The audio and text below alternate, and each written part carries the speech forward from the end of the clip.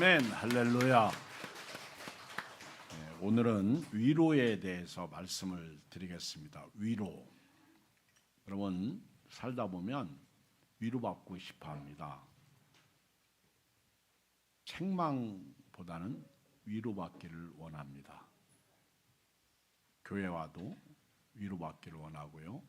또 집에서도 남편은 아내에게, 아내는 남편에게 위로받기 원하고, 직장에 가면 위로받기를 원하는데 위로보다는 맨날 혼나고, 또 위로보다는 뭔가 속상한 일이 많고 그렇습니다.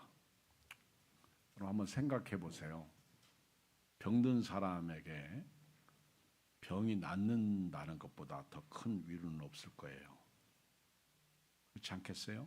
죽는 사람에게 죽지 않는다 이런 소리를 듣는 것보다 더 큰 위로는 없을 것입니다.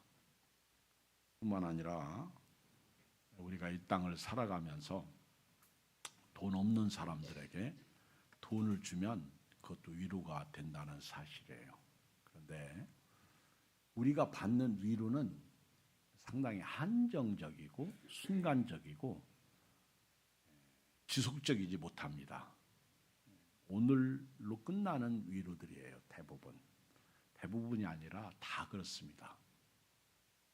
돈을 없는 자에게 돈 주잖아요. 그러면 순간적인 위로받게 되지 않아요.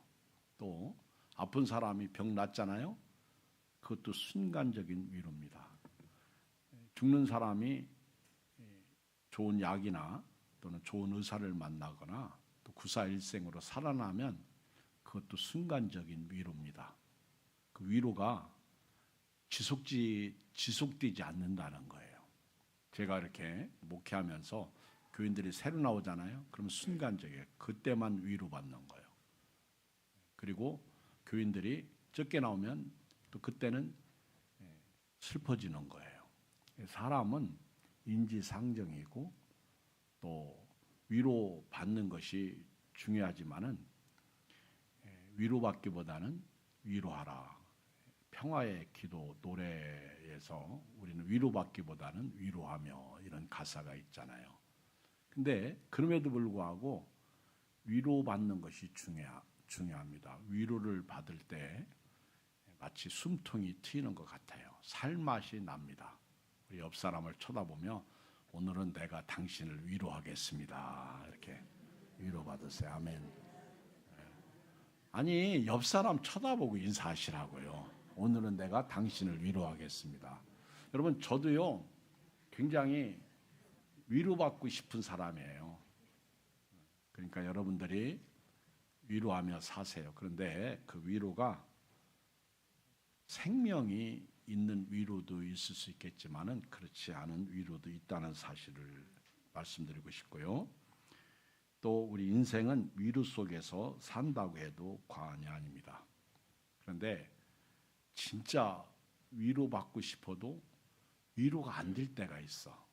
그 위로는 사랑하는 사람을 잃었을 때, 사랑하는 사람이 죽었을 때는 참 위로가 안 돼요. 연세가 드셔서 호상인 경우는 괜찮지만은 갑자기 자녀가 갑자기 사랑하는 사람이 떠나면요, 그 누구의 위로도 위로가 안 되는 거예요. 그렇지 않겠어요? 여러분 진짜 위로가 뭐냐? 저는 오늘 우리 인간에게는 진짜 위로가 필요합니다. 참 위로가 필요한데 그 위로에 대해서 제가 오늘 읽은 본문을 통해서 여러분들과 좀 나누려고 그래요. 진짜 위로를 받아야만이 여러분들이 이 세상에서 나는 참 위로받은 사람이다라고 고백할 수가 있게 되는 것입니다. 이사야서는요 66장으로 되어 있습니다. 이사야는 예수님 오시기 전 700년 전에 예언자였어요. 근데 신학자들이 이사야서는 1장에서 39장은 이사야가 썼고 또 40장에서 66장까지는 다른 사람이 썼다고 그렇게 말합니다. 그리고 그 이유에 대해서 39장에서 오늘 읽은 40장하고 간격이 한 200여 년 차이가 난다고 그래요. 그래서 이사야서를 볼 때 이사야 혼자 다 쓰지 않았다. 그런데 저는 그렇게 생각지 않아요. 이사야서는 이사야가 다 썼어요. 근데 그러면 어떻게 40장 이후에 앞으로 뒤어질 일에 대해서 이사야가 그렇게 소상하게 쓸 수가 있느냐. 특히 고레스 왕 같은 사람들은 이름까지 이야기하면서 썼거든요. 그러니까 이건 이사야가 쓰지 않았다. 그렇게 말하는 거예요. 그런데 성경은 예언서잖아요. 구약 이사야, 대예언서, 대예언서, 소예언서 이거는요. 쉽게 말하면 부피가 큰 책은 대예언서, 부피가 작은 거는 소예언서 이렇게 나누는 거예요. 너무 어렵게 생각하지 마세요. 근데 이 성경이 66권으로 되어 있잖아요. 구약 39권, 신약 27권. 근데 신기하게도 이사야서는요. 신구약이 다 들어 있어요. 그래서 1장에서 39장까지는 구약이야. 구약에 대한 내용인데 이사야가 심판을 선포하죠. 죄를 범한 백성들에게 하나님의 징계를 선포합니다. 무시무시해요. 무서워요. 그런데 우리가 이사야서 9장이나 11장을 보면 또 메시아에 대해서 예언을 한단 말이에요. 그런데 이사야가 그 시대에 당대에 그 이사야 선지자는 이사야서 1장에 보면은 그 이사야에 대한 서론이 나오는데요. 이사야 왕은 우시야 왕, 유다의 우시야 왕, 요담 왕, 아하스 왕, 히스기야 왕 때 예언 활동을 했거든요. 오래 했어요. 상당히 오랫동안 예언자로서의 활동을 했는데 우시야 왕, 요담, 아하스, 히스기야 왕 때 예언을 했거든요.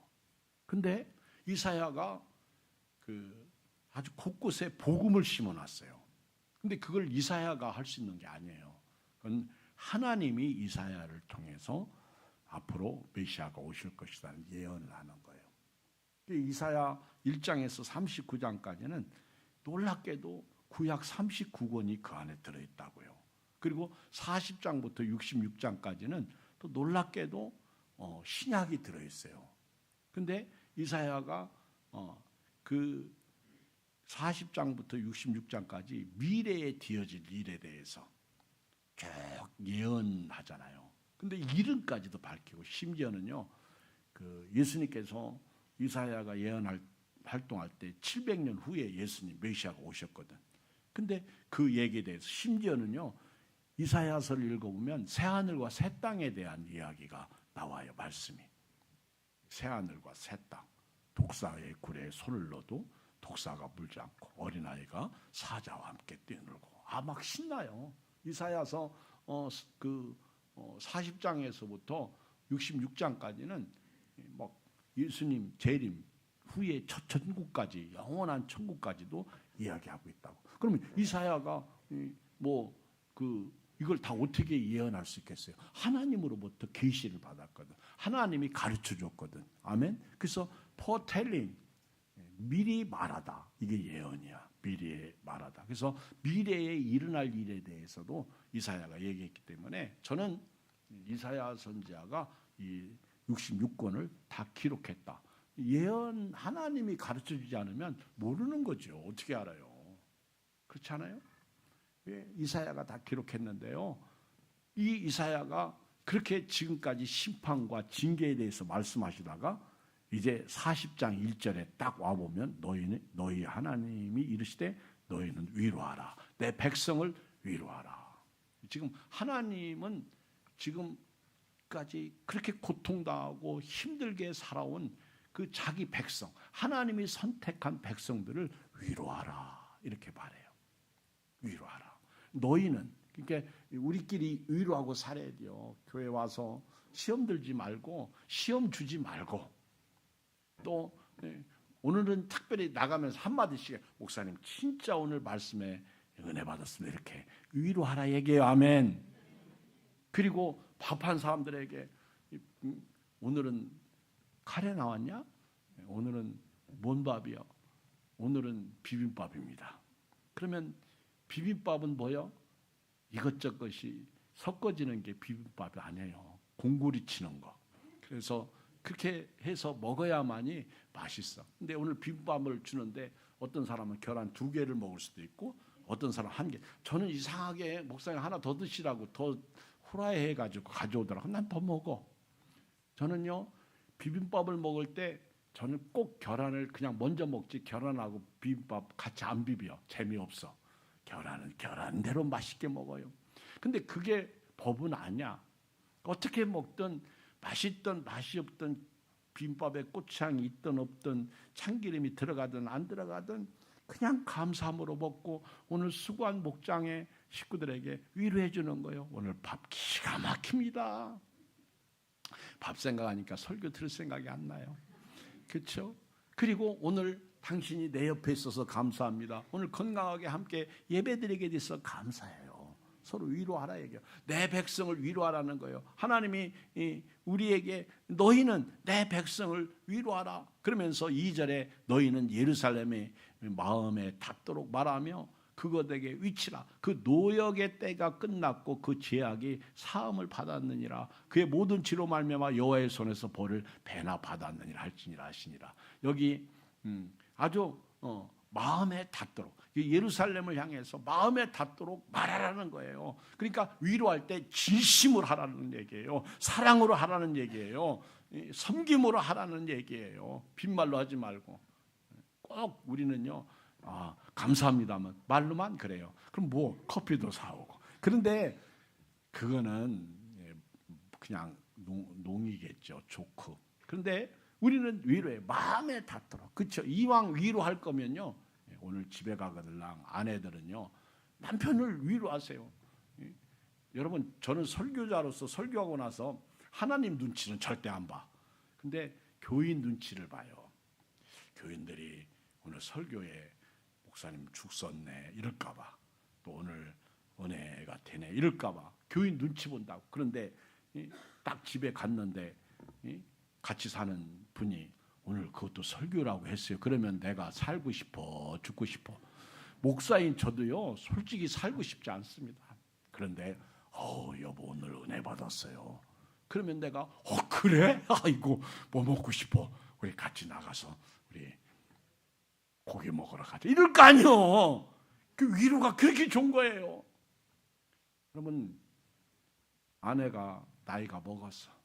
그리고 이제 교회를 오는데 이상하게 오늘따라 화장을 했는데 루즈를 칠했거든요. 약간 삐졌어. 이게 루즈가 약간. 그랬더니 남편이 그걸 딱 쳐다보니 너 치매 걸렸냐? 이러면요. 그 여자가 그 남편하고 살 맛이 안 나요. 내가 이런 인간하고 사나? 근데 여보 당신 어쩌면 그렇게 입술에 앵두 같소? 자기 입술에 앵두 같지 않다는 거 알아? 그렇지만 남편이 그렇게 위로해 주면 살맛이 난다는 거예요. 여자도 마찬가지고 남자도 마찬가지고. 오늘 성경은요 위로하라는 거예요. 힘들고 고통당하는 이 세대에서 위로하고 살라. 오늘 이사야는요 너희는 예루살렘이 마음에 닿도록 말하며 그것에게 위치라. 위로하라. 노역의 때가 끝났다. 복역이 끝났다는 복역. 쉬운 성경에 보면 복역이 끝났다. 그리고 죄 용서 받았다. 그동안 죄를 배나 받았다는 거예요. 이제 다 끝났다는 거예요. 이 얘기는 뭐냐면 이사야는 지금 히스기야 때에 지금 이 말씀을 선포하고 있거든요.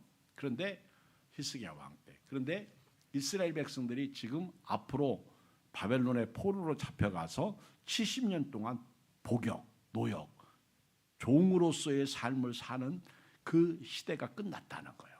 근데 이사야는 지금 포로가 되지 않은 상황에 있어요. 이걸 예레미야가 선포했다면 좀 이해가 돼요. 왜냐하면 예레미야는 바벨론의 포로로 잡혀가다가 풀려난 사람이거든요.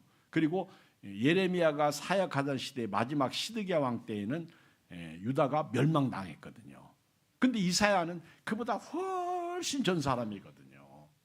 그런데 지금 이스라엘 나라가 유다 나라가 바벨론의 포로로 잡혀가서 70년 동안 포로 생활하다가 이제 포로 그동안 복역, 노역이 끝났다는 거예요. 그리고 포로 생활에서 이제 고국으로 돌아온다는 거예요. 그러니 위로가 돼, 안 돼요? 위로가, 그 메시지를 지금 증거하는 거예요. 앞으로 이사야는 몇백 년 후에 일어날 일을 지금 여기 이사야가 지금 예언하고 있다고요. 이거 하나님이 가르쳐 주신 것이지. 다른 사람이 쓴 게 아니라 이사야를 통해서 앞으로 너희 후손들이 바벨론의 포로로 잡혀가서 70년 동안 복역을 하고 나면 이제 풀려날 것이다. 근데 그때 고레스 왕을 쓸 것이다. 고레스를 하나님의 오른손으로 붙잡고 이스라엘 백성들을 1차 포로를 귀환시키고 포로에서 해방시킬 것이다. 그래 내 백성을 위로하라는 거예요. 이제 복역이 끝났다는 거예요. 그리고 죄가 용서받았다는 거예요. 너희들이 바벨론 70년 동안 이제 충분히 죄값을 받았다는 거예요. 그래서 내 백성을 위로하라. 그렇게 얘기하는 거예요. 여러분, 죄수가요, 그 법을 어기면요, 판사가요, 형벌을 내립니다. 너는 3년, 너는 5년, 너는 10년, 어떤 사람 무기소, 어떤 사람 사형. 그런데요, 복역이 이제 시작되는 거예요.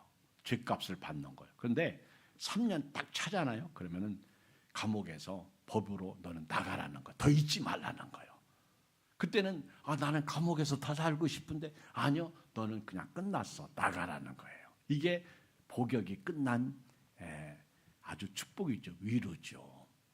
근데 죄수가 이제 10년 감옥 생활하고 복역이 딱 끝났는데 위로가 돼요, 안 돼요? 위로가 돼요. 기뻐요, 안 기뻐요? 기뻐요. 근데 딱 감옥에서 나오는 순간 이 죄수가 진짜 위로가 안 돼요. 뭐 먹고 살아야지? 무슨 일 해야지? 나 같은 죄수를 누가 받아주나? 어떤 사람은 전지발찌를 또 차야 되고. 진짜 위로가 아니야. 근데 감옥에서 나오는 게 위로거든요.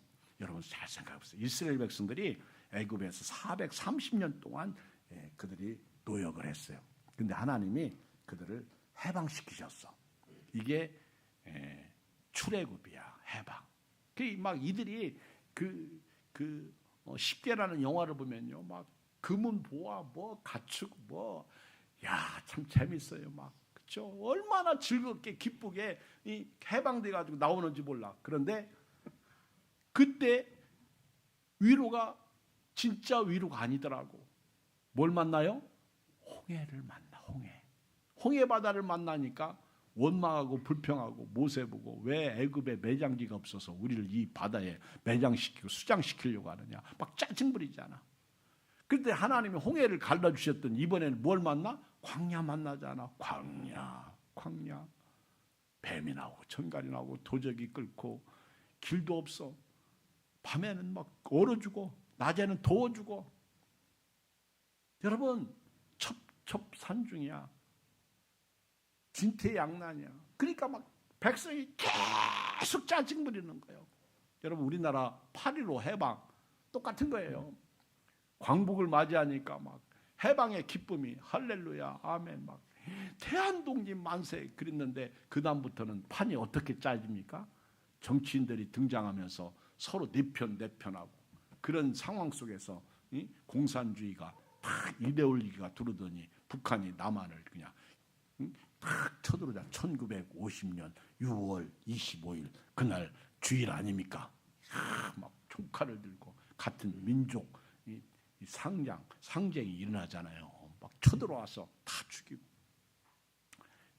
분열되고 나라가 갈라지고 그게 위로가 아니더라고. 오늘 위로받았다고 내일이 위로가 되냐? 아니야. 오늘 제가 말씀드리고 싶은 거는요, 이스라엘 백성들이 바벨론에서 돌아오는 게 위로일까? 그리고 애굽에서 나온 게 진짜 위로일까? 8.15 해방이 진짜 위로일까? 오늘 병 났다고 그게 진짜 위로일까? 또 죽어요. 병 나도요. 때가 되면 하나님 나라에 가든지 지옥 가든지 둘 중에 하나라고. 여러분들이 어떤 게 진짜 위로겠어요? 오늘 이사야가 이 말씀을 선포할 때 너희 복역의 때가 끝났다. 너희 죄가 용서받았다. 그동안 벌을 배나 받았다. 그렇게 이사야가 예언할 때 이것을 그냥 단순히 바벨론 포로에서 돌아온다는 얘기하고 싶어서 얘기할까요? 오늘 이사야 41장 읽어드린 1절로 11절을 깊이 들여다보면 이 속에 진짜 위로가 있어요. 그게 복음이야, 복음. 그것이 예수님이야. 여러분, 예수님을 만나야, 예수님이 오셔야, 예수님을 믿어야 복역이 끝나는 거예요. 죄 문제가 해결되는 거예요. 노역이 끝나는 거예요. 예수님을 만나야만이 그동안 수고해서, 그렇죠? 죄짐 맡은 우리 구주, 어찌 좋은 친구인지. 예수님 때문에 내 죄가 끝나는 거예요. 이게 위로란 말이에요. 예수님 때문에 지옥에 떨어질 자가 천국에 들어가는 거, 이게 위로라는 거예요. 세상은 갈증의 연속입니다. 오늘 제가요, 여러분들에게 돈 10만 원을 줘보세요. 그러면 막 너무너무 좋아하면서 우리 목사님 최고 막 이렇게 얘기하면서 자랑하겠지. 우리 목사님 막 10만 원 줬다. 그런데 다음 주에 또 줄 줄 알고 왔더니 10만 원을 그냥 혼내키네. 그랬더니 우리 목사님은 그럴 줄 몰랐다. 그러니까 안 주는 게 차라리다. 아멘? 나도 편고 여러분도 편해. 근데 제가 여러분들에게 예수님을 주고 예수 믿으세요, 생명 얻으세요, 구원받았습니다, 천국 갑니다. 이게 위로죠. 진짜 위로는요, 지속성이 있어야 돼요. 영원성이 있어야 돼요. 생명을 받아야 돼요. 천국에 들어가야 돼요. 이게 진짜 위로지. 여러분, 이 연세 드신 여기 어른들 예수 믿으십니까? 아멘. 그렇게 아멘 해야 좀 천국에 좀 의심스럽다. 예수 믿으십니까? 그래서 아멘하는 건 두 번째 재탕과 같은 거예요. 여러분들이 아멘을 하면요, 처음부터 아멘해야 돼요. 할렐루야, 아멘. 진짜 위로는요, 영원성이 있어야 돼요. 여러분, 지옥을 면한 것이 위로죠. 여러분, 예수님 만난 여러분들은 복역이 끝난 거예요. 죄 문제가 끝난 거예요.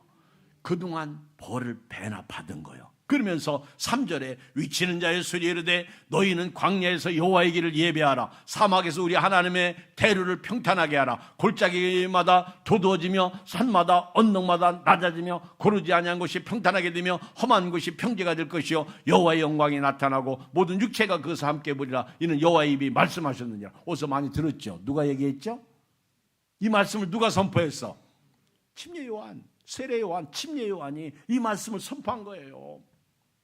이사야가 3절로 5절을 이 말씀을 할 때 이게 요한을 염두에 두고 앞으로 700년 후에 요한이라는 사람이 나타나가지고 이렇게 말씀할 거다. 아니요.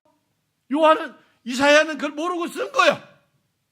근데 그 요한이 이 말을 하면서 자기가 그렇게 이사야가 예언한 것을 자기 광야에 위치는 자의 소리로 요한이 등장하잖아요. 요한이 왜 등장해? 광야에서 길을 준비하잖아, 예배하잖아. 사막에서 우리 하나님의 대를 평탄해. 지금 메시아를 위해서 예수님보다 6개월 먼저 태어나가지고 길 닦잖아. 사가랴와 엘리사벳 사이에 태어나서 길 닦잖아. 시온의 대류를 열잖아.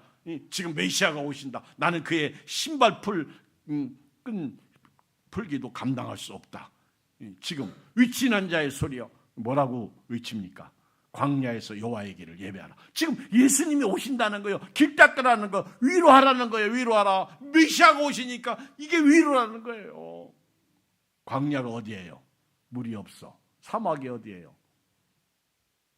여러분, 우리 인생이 어떻게 보면요, 광야예요, 사막이에요. 여러분들이 죽을 때까지 사는 게요, 광야예요, 사막이에요. 오늘 일부 예배 때 어떤 분이 아주 두터운 잠바를 입고 왔어. 그러면서 오다 보니까 약간 더우니까 너무 잘못 입었나? 근데 저는요, 일부 예배 때 이렇게 입고 저렇게 온풍기도 켰는데도 나가니까 뭐 너무 추워. 그렇죠? 제가 이렇게 등치가 크니까요, 추위도 많이 타. 저는 비가 와도 먼저 맞는 사람이에요. 아십니까? 키 작은 사람하고 같이 가면요, 비가 바람 불어도 먼저 맞아요. 제가 이게 여러분 나를 좀 불쌍히 여기십시오. 위로하십시오. 안 그래요? 똑같이 밥 먹어도 누가 더 배고픈 줄 아세요? 저요. 활동 범위가 넓으니까 에너지가 많이 소비될 거 아니에요. 여러분, 광야의 인생이에요. 사막의 인생이에요. 인생길 험하고 마음 지쳐 살아갈 용기 없어요. 길이 안 보여. 그런데 어느 날 내 광야의 인생, 내 사막의 인생에 길이 놓이기 시작하는 거예요. 예수님이 내 안에 오셔서, 길과 진리와 생명이신 예수님이 오셔서 이제는 길이 보여서 예수님의 길로 갔더니요, 천국까지 가요. 천국까지 가는 거예요. 내비게이션. 예수님이 지도야, 내비게이션이야. 그래서 예수님을 따라가면 천국까지 가는 거예요. 예수님이 그래서 요한이 광야에서 위치는 자의 소리로 주의 길을 예배하라, 그의 첩경을 평탄케 하라, 길 닦으라는 거예요. 지금 메시아가 오실수록 영접하라는 거예요. 모셔드리라는 거예요. 그리고 여기 4절에 예수님 오시면 골짜기마다 도도지며 산마다 언덕마다 낮아지며 고르지 않은 곳이 평탄하게 되며 험한 곳이 평지가 될 것이요. 여기 계신 여러분들 한번 생각해 보세요. 여기 얼마나 우리 젊은 사람부터 연세 드신 어른들까지 있는데, 여러분들이 여기 보면은요, 마음의 골짜기가 대단해. 여러분들 이 세상을 살 때 여러분 골짜기가요, 너무, 어떤 분은 너무 깊어.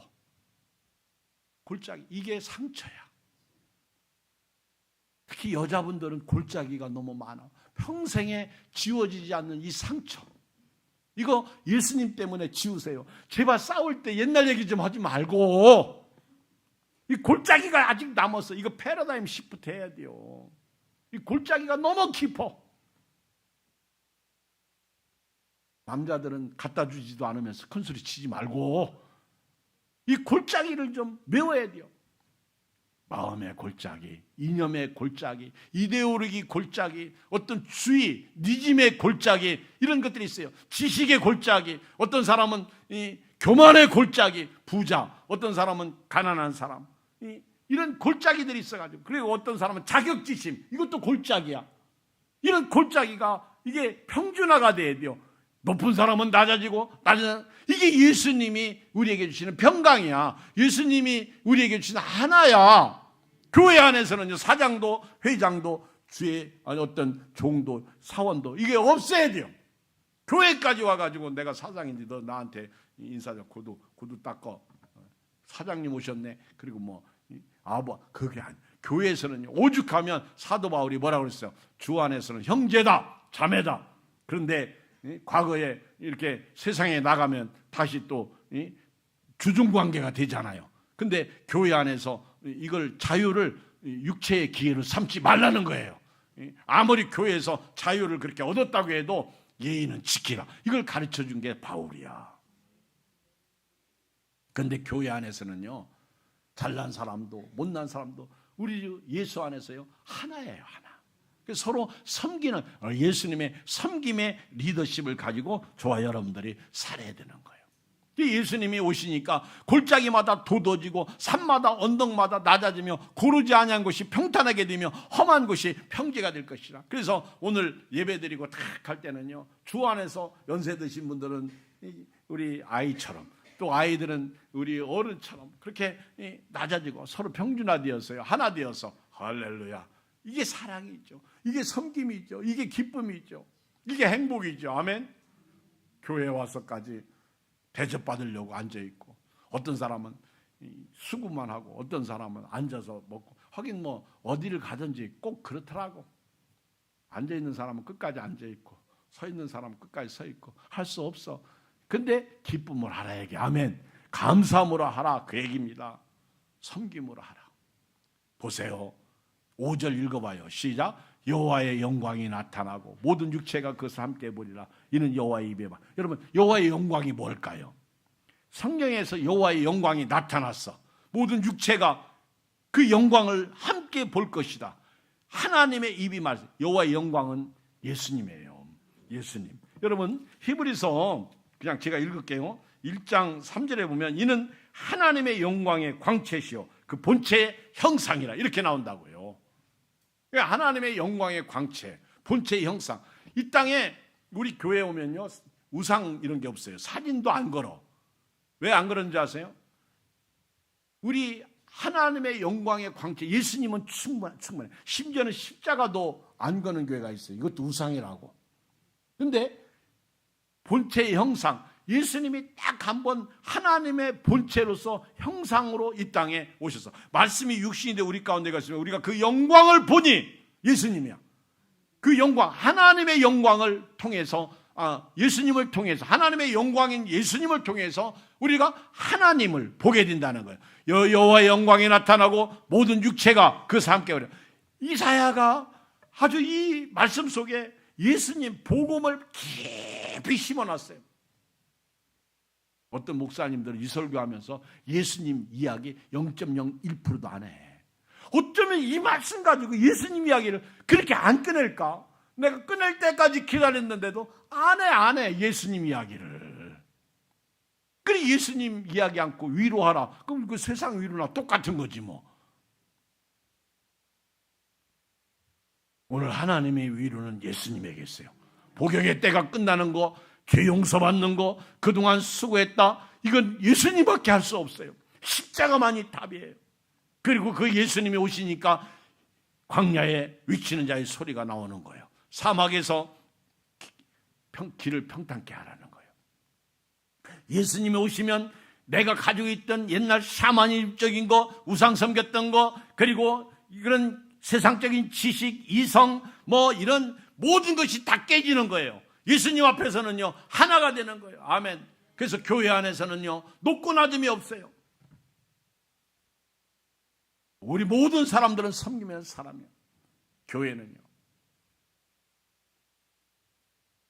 은혜죠. 은혜로다.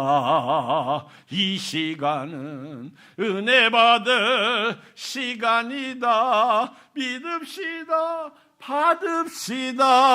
이후의 시간을 믿지 마라. 할렐루야. 아멘. 나만 신났나 봐.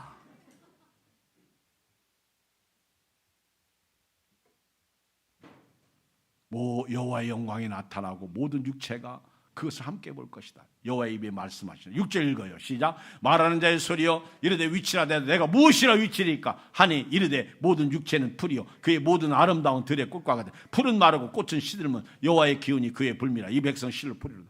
인간은요 풀과 꽃과 같아. 금방 시들어. 금방 죽어요. 뭐라고 위치라요? 그럼 어떻게 위로할 수 있을까요? 어떻게 우리가 위로하면 될까요? 뭐라고 잊히면 될까요? 사람은 풀과 같다. 사람은 들의 꽃과 같다. 봐라. 모든 육체는 풀이요. 풀은 금방 시들어요. 저는 풀을 어려서부터 소먹이려고 많이 배웠어. 꼴. 그러니까 알아. 그렇게 무성했던 꼴도 딱 피고 나니까요. 금방 시들어. 꽃. 우리 여자분들은요 생일이나 결혼 기념일이나 또는 뭐 졸업식이나 뭐 할 때 꽃 주면 막 입이 이렇게 입이 이렇게 이걸 우리말로 찢어진다. 너무너무 좋아해 여자. 근데 그 좋아하는 것을 남자들은 또 못 해주더라고. 바보처럼 한 번에 그냥 막 꽃 한 다발 사가지고 가면 막 그러면서 뭐 그래 막 야 여자분들 대단해 그죠? 막 우아하고 멋있고 아름답고. 근데 그걸 우리 남자들이 못해줘. 바보처럼. 장미꽃 하나만 줘도요. 근데 그렇게 막 기쁘고 즐겁게 받았던 꽃이 며칠 지나니까 시드니까 다 쓰레기통으로 가더라고. 그 꽃을 위해서 우리는 그렇게 좋아했나. 하나님이 야 인간은 풀이다. 풀의 꽃과 같다. 금방 내 하나님의 기운이 불면 끝난다. 그러니 인간의 위로가 얼마나 허무한지 알 수 있어요.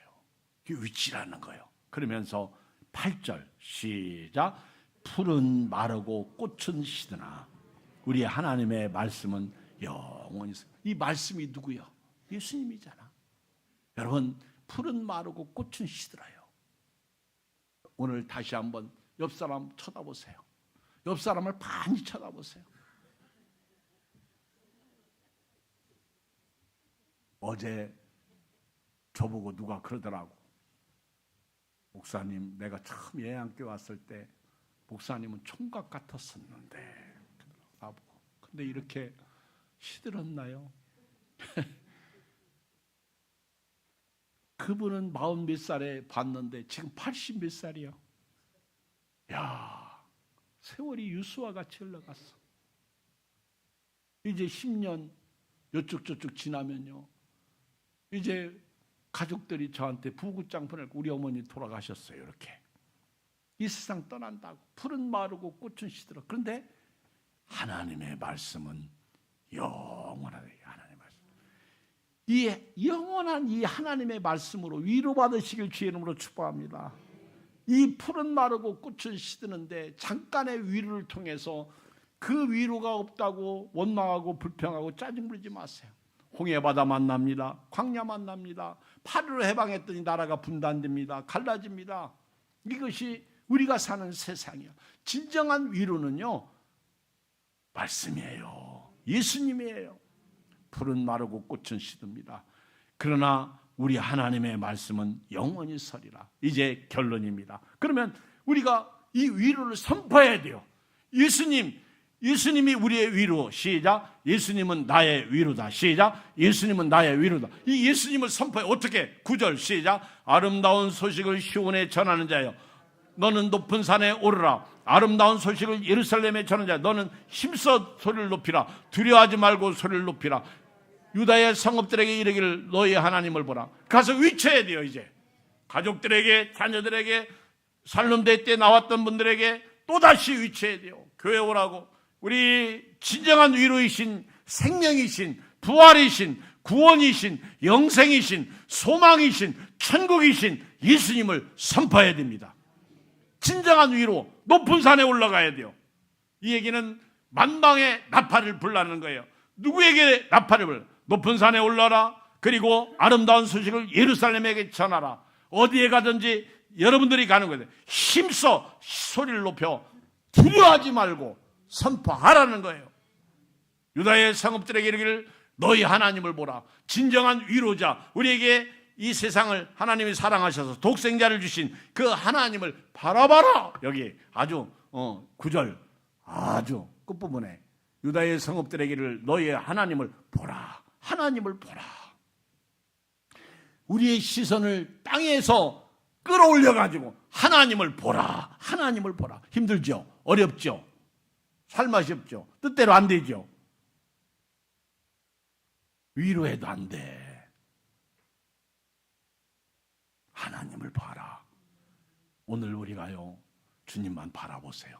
믿음의 주에 온전케 하신 예수님만 바라보세요. 하나님을 봐라. 그래서 우리 사람들로 하여금 자꾸 이끌어가는 거예요. 하나님을 바라보세요. 믿음으로 사세요. 어떤 분은 힘들고 어려워요. 못 살겠다 꾀꼬리. 근데 요즘은 이겨요. 어떻게 이겨요? 하루 종일 예수님만 바라보는 거예요. 예수님을 생각하니까요, 이기더라는 거예요. 승리하더라는 거예요. 이게 위로죠. 이게 축복이죠. 어렵고 힘든 시대에 여러분 예수님을 바라보시고 오늘 또 빅토리 하실 주의 이름으로 축복합니다. 10절 보라, 주 여호와께서 장차 강한 자로 임하실 것이요 친히 그의 팔로 다스리실 것이라. 보라, 상급이 그에 있고 보응이 그 앞에 있으며. 우리 예수님이 앞으로 오실 때 강한 자로 임하십니다. 그리고 주님은 그렇죠. 찬송가 있잖아요. 주님의 발에, 주님의 발에, 주의 발에, 주님의 발에 안기세, 주의 발에, 영원하신 발에 안기세. 날이 갈수록